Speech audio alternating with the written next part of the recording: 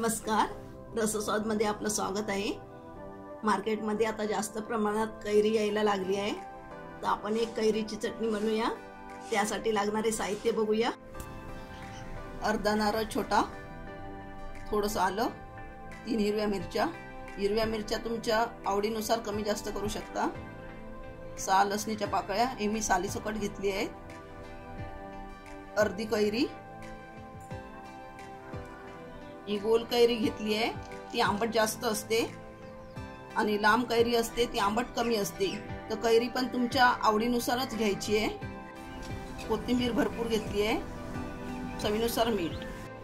हे सगळं साहित्य आपण आता मिक्सर मध्ये बारीक करून घेऊया आणि कोथिंबीर शेवटी 10 ते 15 सेकंद फिरवायची आहे।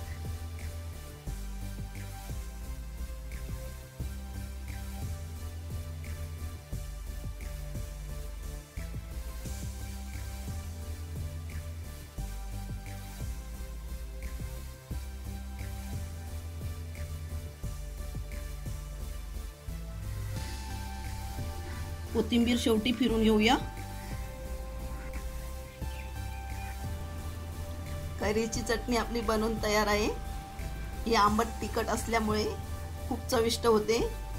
ही तुम्ही भाकरी बरोबर, चपाती बरोबर, आंबोळी बरोबर किंवा जेवणावरती सुद्धा घेऊ शकता।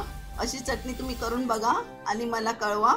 हा व्हिडिओ आवडला असेल तर लाईक करा आणि रसस्वादला सबस्क्राइब करा। धन्यवाद।